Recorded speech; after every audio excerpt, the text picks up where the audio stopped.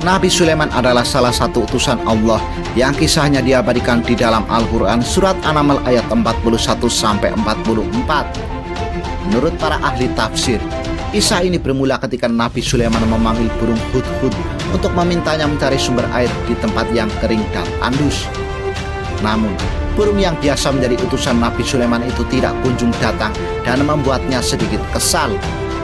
Beberapa saat kemudian, burung hudhud itu datang dengan wajah sedikit ketakutan. Ia membawa kabar yang penting untuk diketahui oleh Nabi Sulaiman. Burung hudhud bercerita bahwa ia baru saja menemukan sebuah istana yang besar, megah dan mewah di negeri Sabah. Istana tersebut dipimpin oleh seorang perempuan bernama Ratu Balqis dengan kekayaan yang sangat luar biasa. Akan tetapi, orang-orang yang ada di negeri Sabah tidak mengenal Allah atas limpahan karunia yang diperolehnya. Justru menurut burung hudhud, orang-orang di sana menyembah matahari ketika terbit dan terbenam. Mendengar informasi dari burung hudhud, Nabi Sulaiman akhirnya memaafkan burung tersebut lalu memberinya sebuah perintah kepadanya. Baiklah, kali ini aku akan mengampunimu karena berita yang engkau bawa ini aku anggap penting untuk diperhatikan. Namun, untuk membenarkan beritamu itu, bawalah suratku ini ke Sabah dan lemparkanlah ke dalam istana ratu yang engkau maksudkan itu, dan kembalilah secepat-cepatnya, kata Nabi Sulaiman kepada burung hudhud. Perintah Nabi Sulaiman itu pun segera dilakukan oleh burung hudhud. Ia kemudian terbang ke negeri Sabah dan langsung melemparkan sepucuk surat itu kepada Ratu Balqis yang tengah duduk di istana. Ratu Balqis yang terkejut itu pun membuka surat yang ia dapat dengan cara yang tak terduga. Surat tersebut berisi, dengan nama Allah yang Maha Pengasih lagi Maha Penyayang.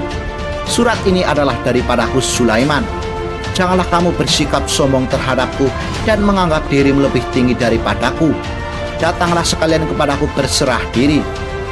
Ratu Balqis yang merasa mendapat tamparan dari surat tersebut lantas mengundang para pembesar kerajaan untuk merundingkan tindakan apa yang akan dilakukan.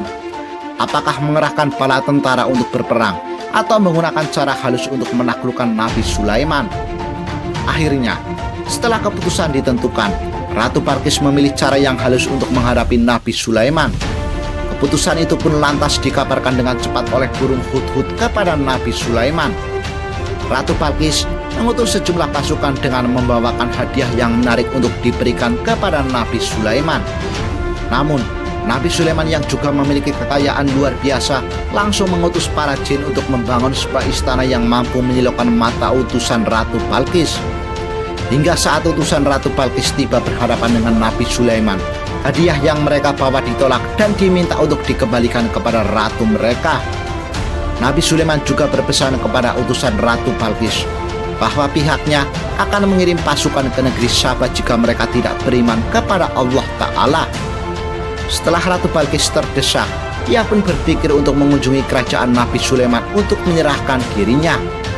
Di tengah perjalanan Ratu Balqis meninggalkan negeri Sabah, Nabi Sulaiman memanggil golongan jin untuk membantunya agar Ratu Balqis terkejut saat tiba di kerajaannya.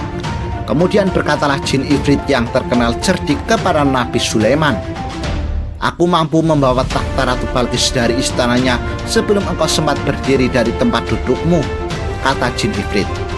Di tengah pembicaraan itu, salah satu jin lainnya yang juga memiliki ilmu lebih berkata, "Akan aku bawa takhta Ratu Balqis ke hadapanmu, bahkan sebelum engkau sempat memejamkan mata." Dan benar saja, dalam sekejap, takhta Ratu Balqis telah dipindahkan ke kerajaan Nabi Sulaiman.